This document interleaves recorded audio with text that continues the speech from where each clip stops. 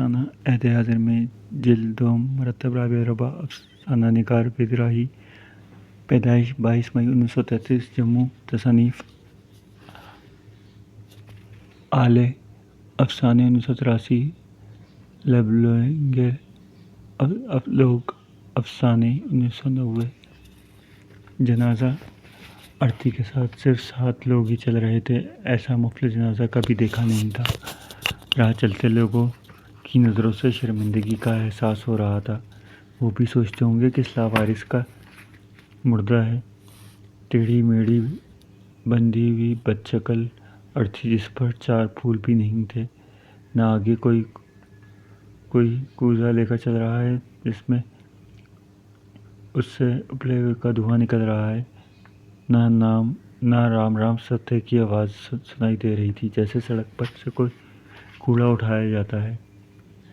اسی طرح سے ہریش چندر کی ارتھی کو شمشان کی طرف لے جایا جا رہا تھا۔ آج شمشان گھاٹ پر کافی بھیڑ تھی۔ 4-5 چتائیں ایک ساتھ جل رہی تھیں۔ ان میں ہماری تعداد کم ہونے کا پتہ ہی کسی کو نہیں چلا۔ ہماری عزت رہ گئی۔ ہم نے چپ چاپ جلدی سے رسی کھولی اور ہریش چندر کو ارتھی سے اٹھا کر چتا پر رکھ دیا۔ کوئی پنڈت ساتھ نہیں تھا جو منتر پڑھتا۔ نہ پنڈت کی چھلتر تھے، نہ گھی کے ڈبے، نہ پھول، نہ مور پنکھ، نہ دوسری چیزیں۔ شمشان گھاٹ کے انچارج کو اوپر کی چادر بھی نہ ملی تو وہ سمجھ گیا اس نامراد مردے کے آگے پیچھے کوئی والی وارث نہیں ہوگا۔ اس نے بے دریغ چتا کو آگ لگا دی۔ آگ کو تیز ہونے میں کچھ دیر لگی تھی اور دوسری سامگری نہ ہونے کی وجہ سے چتا بیچ سے چٹک کر جلتی بجھتی رہی۔ جب آنکھیں اونچی اٹھنے لگی تو مجھے لگا کہ وہ کسی راکشس کی للپاتی زبانیں ہیں۔ ان کی طرف لگاتار دیکھتے دیکھتے ہریش چندر کے بارے میں مجھے سب کچھ یاد آنے لگا۔ اس کے تئیں عقیدت سے میرا دل ابھر آیا۔ میں اس کا دوست نہیں تھا، عمر میں چھوٹا تھا، مگر بیچ بیچ میں دوستی کے پل پیدا ہوتے رہتے تھے۔ ٹریڈ یونین میں آفس میں میں نے اس کے نیچے کئی برسوں 13 برس کوئی کام کیا تھا۔ وہ سیکریٹری تھے۔ میں بنا تنخواہ لے کر کرکٹ طور پر کام کرتا تھا۔ ہریش چندر کے تحت کام کرنا آسان نہیں تھا۔ وہ بے حد زیادہ ایماندار آدمی تھے۔ اپنے آپ کو عوام کا خادم سمجھتے تھے۔ یونین کا پیسہ سمجھ کر کسی کو اسے ہاتھ نہیں لگانے دیتے تھے۔ دفتر کے خرچے میں صرف ایک چائے پیتے تھے، دوسری کو بھی صرف ایک ہی پلاتے تھے، دوسری بار نہیں پوچھتے تھے۔ انہوں نے اپنی زندگی تحریک کے حوالے کی تھی۔ ٹریڈ یونین کے حلقوں میں ان کی بڑی عزت تھی۔ سیاست میں ان کی دلچسپی نہیں تھی۔ ان کا لیڈروں میں شمار نہیں ہوتا تھا، مگر تنظیمی معاملات میں ان کے مشورے کے بغیر کوئی کام نہیں کیا جاتا تھا۔ گزر بسر کے لیے ان کے پاس اتنی جمع پونجی تھی کہ ایک معمولی عمارت کے چھوٹے سے کمرے میں رہتے ہوئے ایک سستے ہوٹل میں 2 وقت کا کھانا کھا سکتے اور بس یا پھر کرایہ دے سکتے۔ انہوں نے مجھے کبھی صاف طور پر تو نہیں بتایا، مگر اتنے برس ساتھ کام کرتے ہوئے میں نے ان کی باتوں سے اندازہ لگایا۔ جب تک وہ فلمیں لکھا کرتے تھے تب تک کماتے ہوئے کچھ پیسے انہوں نے بینک میں جمع کروا دیے تھے۔ ان کے سود پر گزارا کر رہے تھے۔ وہ سچے سماج وادی تھے۔ مارکس کی فلسفی کا اڑنا بچھونا تھی۔ تہہ دل سے وہ اس دنیا میں مساوات لانا چاہتے تھے۔ اس کے لیے وہ اپنی جان بھی دے سکتے تھے۔ عوامی طاقت پر ان کا مکمل اعتماد تھا۔ وہ اکثر گنگناتے رہتے تھے، میں اکیلا ہی چلتا گیا جانب منزل، مگر لوگ ساتھ آتے ہی گئے اور کارواں بنتا چلا گیا۔ ان کا کوئی رشتہ، کوئی گھر کنبہ نہیں۔ اس بارے میں انہوں نے کبھی کوئی بات نہیں کی۔ اگر کوئی دوسرا اس تعلق بات کرنا شروع کرتا تو وہ کسی نہ کسی بہانے سے بات کا رخ بدل دیتے۔ پھر بھی انسانوں کو انسان ہی ہے، بنا کسی رشتے وہ کیسے جیتا ہے؟ میرا خیال ہے اس بات کی کمی ٹریڈ یونین کی تحریک میں کام کرتے ہوئے پوری کر لیا کرتے تھے۔ وہ اتنے دل سے کام کرتے تھے۔ مزدور کے ارواح میں وہ رشتوں ناتوں کی گرمجوشی محسوس کرتے تھے۔ وہ بڑی برادری کے رکن تھے، شاید اس لیے انہوں نے شادی بھی نہیں کی۔ آخر تک مجر ہی رہے۔ لیکن میں سمجھتا ہوں ان کی زندگی کچھ ایسی بے رنگ بھی نہیں تھی۔ جوانی میں ضرور ان پر باہر آئی ہوگی، شکل و صورت قابل قبول تھی اور شخصیت میں کشش مٹھاس تھی۔ ساتھ کام کرنے والی عورتیں ان کے پاس بیٹھ کر اکثر خوش گپیوں میں مصروف رہتی تھیں۔ کافی عرصے پہلے ایک بار تو باتوں باتوں میں انہوں نے بتایا تھا، بے شک میں تنہا رہا ہوں مگر اس کا ہرگز مطلب نہیں میری زندگی میں عورت آئی نہیں۔ جب انہوں نے بات کی تب میرے اور ان کے درمیان دوستی کا ایک لمحہ جنم لے چکا تھا۔ میں نے موقع کا فائدہ اٹھاتے ہوئے پوچھا تو پھر آپ نے شادی کیوں نہیں کی؟ بولے شادی ذمہ داری اور سمجھوتے کی چیز ہے، میری فطرت میں یہ دونوں باتیں نہیں، ان کے چکروں میں میرا جیسا آدمی نہیں پڑ سکتا۔ آزاد پرندوں کے لیے بھی دنیا میں رین بسیرے ہوتے ہیں۔ ہریش چندر جی بڑے ذہین اور قابل اور اونچے درجے کے ادیب تھے، اسکرین پلے رائٹر اور مکالمہ نگار بھی رہ چکے تھے۔ اس حلقے میں ان کے یار دوستوں کی کمی نہیں تھی، مگر ٹریڈ یونین کی تحریک میں آ کر ان سب کچھ سے چھوٹ گیا تھا۔ انہوں نے محسوس کیا وہ ان کا اصل میدان یہی ہے۔ اس جگہ انہیں اپنی شخصیت زیادہ بامقصد اور بامعنی محسوس ہوئی۔ لاکھوں کروڑوں لوگوں کا کارواں شامل ہو کر ان کے دکھ سکھ میں حصہ لے کر ان کو اپنا وجود زیادہ ٹھوس اور ازمودہ پیش قیمت نظر آیا۔ جب تک وہ کام کرتے تھے یا گوشہ نشی میں چور ہوتے تھے، کھانا پینا سب غائب۔ ان کے اس طریقہ کار سے کئی بار زچ ہو جاتا تھا، پر انہیں کیا تھا، اس طرح کئی برس گزر گئے۔ میرے دیکھتے دیکھتے ہریش چندر جی عمر کی ڈھلان اڑتے چلے گئے۔ اچانک ان کے ساتھ کچھ ایسے حادثے پیش آئے جیسے انہیں اونچی چوٹی سے پیڑ سے نیچے گرا دیا ہو۔ پہلا جھٹکا انہیں تب لگا جب وہ 7 برس کے بعد یونین کا چناؤ ہار گئے۔ چناؤ پہلے بھی ہار گئے تھے، مگر اس بار جیتنے والے انتہائی موقع پرست اور بے ایمان اور خود غرض لوگ تھے۔ وہ مزدوروں کے خیرخواہ نہیں تھے، سرمایہ داروں کا ساتھ دیتے تھے۔ ان کا جینا ساری تحریک کے لیے خطرناک تھا۔ انہوں نے غریب مزدوروں کو غیر جنگی طریقوں سے بہلایا پھسلایا اور ان کے ووٹ کو اپنی طرف کر دیے۔ ہریش چندر جی کا سناٹے میں آ گئے، وہ کچھ نہیں کر سکے اور ایک ہی اور جھٹکا بھی لگا۔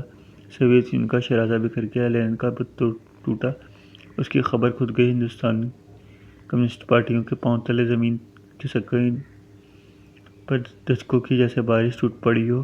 وہ ٹوٹ کر رہ گئے۔ مجھ سے کہنے لگے، مارکسزم کا یہ اشر دیکھنے کے بعد میں زندہ نہیں رہنا چاہتا۔ میں کبھی خواب میں بھی نہیں سوچ سکتا تھا کہ امریکی سامراج کی 40 سال اس حد تک کامیاب ہوگی۔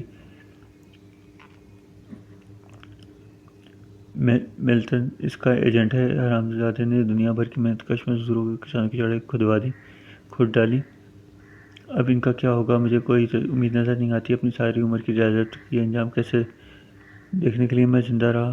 انہی دنوں ایک اور حادثے کی رہی صحیح کسر پوری کر دی۔ ہریش چندر جی کے کرائے جس مکان میں رہتے تھے، اس کے مالک بہت سال سے انہیں وہاں سے نکالنا چاہتا تھا، مگر وہ مکان کیسے چھوڑ دیتے؟ ممبئی شہر جیسے مکان نکل کر کوئی کہاں جا سکتا ہے؟ مکان مالک نے ان پر مقدمہ دائر کر دیا۔ 2 سال سے کیس لٹکا رہا تھا۔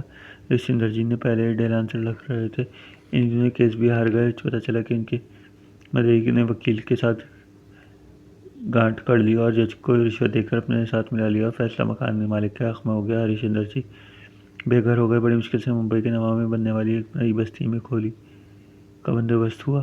اب وہیں جا کر رہنے لگے۔ اپنے ماحول سے کٹ گئے۔ اپنی آفس میں ان کا کوئی کام بھی نہیں تھا۔ میں کئی بار ان سے ملنے وہاں جایا کرتا۔ وہ اکثر بیمار رہنے لگے تھے، لگتا ہے اچانک ہی عمر کی شام ڈھلنے لگی، تنہا محسوس کرنے لگے تھے۔ میں نے ان سے کہا تھا جب میری ضرورت پڑے مجھے آفس میں فون کر دیں۔ ایک روز انہوں نے میری ضرورت پڑ گئی، ان کے ہمسائے کا فون آیا کہ انہیں دل کا دورہ پڑا ہے اور انہیں ناندوتی ہسپتال میں داخل کیا گیا۔ میں وہاں پہنچا۔ ہریش چندر جی بہت کمزور ہو چکے تھے، کہنے لگے ہمارا دل ہمارا سچا دوست ہے، ہمارے ساتھ یہ بھی ڈہ گیا ہے۔ میں ان کے کہنے پر ایک پرانے دوست کامریڈ شیو پوری کو بلایا۔ شیو پوری ان کا مخلص دوست تھا اور ان کی بڑی قدر کرتا تھا۔ وہ زبردستی انہیں اپنے گھر لے گیا اور کچھ دنوں بعد میں ہریش چندر سے ملنے شیو پوری کے گھر پہنچا تو پتہ چلا وہ ایک روز پہلے ہی کسی اور سے کچھ کہے بغیر وہاں سے جا چکے۔ شیو پوری کچھ خبر لینے گھر پہنچا تو کہنے لگے ساری عمر تنہا رہا ہوں، گھر کی ہستی کی کوئی ذمہ داری نہیں اٹھائی، موج مستی میں دن گزارے۔ اب زندگی کے آخری سٹیج پر اپنے یاروں کو کیوں تکلیف دوں جو عمر بھر خانہ داری کے چکی میں پشتے رہے، آپ کی مدد لینا مجھ پہ کوئی حق نہیں۔ پتہ نہیں ہریش چندر میں کیا کشش تھی، وہ ہمیشہ ان سے ہی ملتا رہا۔ اب انہوں نے الیکشن میں حصہ لینا بند کر دیا تھا، مگر پھر بھی جب یونین کے وکیلوں کو ان کی ضرورت پڑتی وہ آ کرتے تھے۔ جب وہ آتے تھے چائے کے بہانے انہیں اپنے پاس بٹھائے رکھتا، وہ تفصیل سے اپنی باتیں کرتے۔ اب انہوں نے بازار کا کھانا بند کر دیا تھا کیونکہ ڈاکٹر نے گھی تیل مناہی کر دی تھی۔ وہ خود ہی سبزی بنا لیتے تھے، اس میں سفولہ کا استعمال کرتے تھے کیونکہ اس میں چکنائی نہیں ہوتی۔ پڑوسیوں کے گھر میں ان کے لیے چپاتیاں بن جاتی تھیں، جس سے بدلے میں انہیں زیادہ آٹا دے دیتے تھے۔ ایک دن میں ان کے گھر گیا، انہوں نے مجھے کھانا کھلایا، تب ان سے باتیں کرتے کرتے 11 بج گئے تو وہ بتا رہے تھے اب انہیں اخبار پڑھنا کم کر دیا ہے کیونکہ زیادہ تر خبریں پڑھ کر ان کا خون ابلنے لگتا ہے۔ کسی کی کوئی غلط بات کرتے دیکھ کر وہ غصہ نہیں کر پاتے۔ اکیلے میں بک بک جھک جھک بڑھ گئی ہے۔ اس بات پر وہ ہنس رہے تھے کہ سارے آثار بڑھاپے کے ہیں اور بڑھاپا ان پر یوں آ رہا ہے جیسے دیواروں میں نمی آتی ہے۔ جب میں جانے کے لیے اٹھا تو ان سے کہا دروازہ اندر سے بند کر لیں۔ وہ بولے کھلا رہنے دو، میں رات کو دروازہ بند کرنے کے نہیں سوتا۔ کیوں؟ میں حیران ہو کر پوچھا۔ انہوں نے جواب دیا، پرانے مکان میں جہاں میں رہتا تھا وہاں سب سے اوپر والی منزل میں ایک غریب مدراسی رہتا تھا، اکیلا ہی تھا وہ، کسی کو بھی پتہ نہیں چلا وہ کب مر گیا۔ 3 دن بعد جب سارے محلے میں بدبو پھیلی تو لوگوں نے اس کا خیال آیا، دروازہ توڑا کے اندر گئے تو دیکھا اس کی لاش میں کیڑے پڑ چکے تھے، اسے اٹھانا بھی مشکل تھا۔ میں تو وہاں کھڑا بھی نہیں رہ سکا، اس لیے راتوں کو اب اپنی کھولی کا دروازہ بند نہیں کرتا۔ مجھے کیڑوں سے بڑا ڈر لگتا ہے۔ ہریش چندر کی بات سن کر میرے رونگٹے کھڑے ہو گئے، دل دہل گیا۔ پھر جب میں وہاں باہر نکلا تو ہلکے سے دروازے کو بھیڑا دیا۔ گلی میں چلتے چلتے مجھے خیال آیا مجھے ایک عرصے سے ہریش چندر کے منہ سے وہ شعر نہیں سنا۔ میں اکیلا ہی چلا تھا منزل کی جانب میں اکیلا ہی چلا تھا منزل، مگر ہریش چندر جی نے جس زمانے میں ان کے سیکرٹری تھے تب سے پونا کی وہ تنظیموں شاخوں کے پیچھے ایک پل کا کردار ادا کرتے جن میں تیرانا چل رہا تھا، جس کا کام نپٹا رہنے کے لیے وہ وہاں جانا ضروری تھا، کانپٹا جانا ضروری تھا۔ آفس کی طرف سے سارے پرانے کاغذات لے کر مجھے ان کے ساتھ وہاں جانا پڑا۔ وہاں ایک دن میں کام پورا نہیں ہوا، رات وہیں رہنا پڑا۔ ہم نے دونوں یونین کے آفس میں ہی بوریا بستر لگایا ہے۔ لیٹنے سے پہلے انہوں نے اپنی قمیض اتاری تو میں نے دیکھا ان کی بنیان بالکل چھیتڑے ہو چکی تھی۔ حیران ہو کر ایک ٹک انہیں دیکھنے لگا، وہ سمجھ گئے، بولے میں اب کوئی نیا کپڑا نہیں خریدتا۔ میں نے پوچھا کیوں؟ کہنے لگے مجھے محسوس ہوتا ہے اب کسی وقت بھی کچھ کر جاؤں گا، پھر یہ مطلب فضول خرچی کیوں؟ آدھی رات کو ایک جھٹکے کے ساتھ میری نیند کھل گئی۔ میں نے دیکھا ہریش چندر جی مجھے جھنجھوڑ کر جگا رہے ہیں۔ بجلی جلائی تو دیکھا ان کے چہرے کا رنگ بالکل اجڑ چکا ہے، وہ پسینہ پسینہ ہو چکے تھے۔ کیا بات ہے؟ بہت پسینہ آ رہا ہے، انہوں نے کہا۔ ان کی آواز کانپ رہی تھی۔ پنکھا تیز کر دوں؟ نہیں لگتا ہے مجھے دل کا دورہ پڑنے والا ہے۔ ان کی باتیں سن کر گھبرا گیا۔ آپ لیٹے رہیں، میں نے کہا میں ٹیکسی لاتا ہوں، اسپتال لے چلوں آپ کو؟ نہیں میں ابھی ساتھ چلتا ہوں۔ میں سمجھ گیا وہ ڈر رہے ہیں۔ ان کا بازو تھام کر میں نے انہیں باہر لے آیا۔ ہم دونوں کافی دیر تک وہاں سنسان سڑک پر رہے۔ کسی ٹیکسی کو آٹو ملنے کی کوئی امید نہیں تھی۔ میں نے کہا آپ ایک طرف بیٹھ جائیں، میں اسپتال جا کر ایمبولینس لے کر آتا ہوں۔ نہیں رہنے دو، پسینہ کم ہو رہا ہے، یہاں ہوا کچھ ٹھیک چل رہی ہے، مجھے لگ رہا ہے دل کا دورہ آتے آتے ٹل گیا۔ بجلی کی کھمبے کی روشنی، میں نے ان کی طرف دیکھا، ان کے چہرے پر گھبراہٹ کچھ کم ہی تھی۔ مجھے تھوڑا چین ملا۔ وہ دھیرے دھیرے کمرے کی طرف چل پڑے۔ میرے کانوں میں ان کی بڑبڑائی آواز دی، اچھا کیا ہریش چندر جی، اچھا کیا۔ میں کچھ حیران ہوا، ان سے پوچھا یہ آپ کیا کہہ رہے ہیں؟ کیا اچھا کیا؟ انہوں نے جواب دیا 40 برس سے میں تو آتے ڈائری لکھتا رہا، کوئی 10 بڑی بڑی ڈائریاں تھیں۔ پچھلے دنوں میں نے وہ ساری کی ساری سمندر میں بہا دی۔ میرا کوئی بھروسہ تو ہے نہیں، کب پھوک نکل جائے، کیا پتہ ان ڈائریوں میں بہت سے لوگوں کے بارے میں کیا لکھا ہوا تھا۔ خواہ کسی کی مٹی پلیت ہو جاتی تو۔ پونا میں اس رات وہ دوبارہ نہیں سوئے اور نہ انہوں نے مجھے سونے دیا۔ آج صبح 7 بجے آفس کا چپراسی جو آفس میں ہی ہوتا تھا میرے پاس آیا، بولا ہریش چندر جی کے پڑوسی کا فون آیا تھا، رات ان کو ڈیتھ ہو گئی، آپ کو بلایا بھی ہے ابھی۔ میں 8:30 بجے وہاں پہنچ گیا۔ 2-3 پڑوسی ارتھی بنانے میں لگے تھے، لگ رہا تھا وہ چاہتے تھے جلدی جلدی سارا کام ختم ہو اپنے آفس جائیں۔ میں اندر گیا، ہریش چندر جی کو زمین پر چت لیٹے ہوئے دیکھا، تنہا اس چھوٹے سے کمرے میں ان کا اکیلا پن کسی کسے ہوئے پھندے کی طرح مجھے جکڑنے لگا۔ میرا سانس گھٹنے لگا۔ میں نے انہیں آخری نمسکار کرنا چاہتا تھا مگر نہیں کر سکا۔ بھاگ کر اس گھٹن سے باہر نکل آیا۔ باہر 4-5 لوگ اکٹھے چکے تھے۔ پڑوس کی 2-4 عورتیں اپنی دروازوں میں کھڑی بڑھتی بنے دیکھ رہی تھیں۔ 9 بجے تک ساری تیاری مکمل ہو گئی۔ ہریش چندر جی کی لاش کو آڑتی پر رکھ دیا کر باندھ دیا گیا۔ کل ملا کر 7 ہی لوگ تھے۔ 4 آدمیوں نے کندھا دیا، باقی 3 آدمی راستے میں کندھا بدلواتے رہے۔ ان میں سے کسی کو پتہ نہ تھا یہ فرش نبھانا کیوں ضروری ہے۔ سب کو یوں محسوس ہو رہا تھا جیسے وہ کوئی ایسا خاص شکار ہیں جو انہوں نے نہیں لیا تھا۔ چتا آدھی جل رہی تھی کہ پالکریا کی آواز آئی تو سب نے ایک دوسرے کی طرف دیکھا۔ سب کی نظر کہہ رہی تھی اب تو چلنا چاہیے۔ شمشان گھاٹ میں اس بھیڑ میں کوئی بھی دیکھنے والا نہیں تھا۔ اس چتا کا کوئی والی وارث بھی ہے یا نہیں؟ ایک کے بعد ایک سب وہاں سے کھسکنے لگے۔ میں بھی باہر نکل آیا۔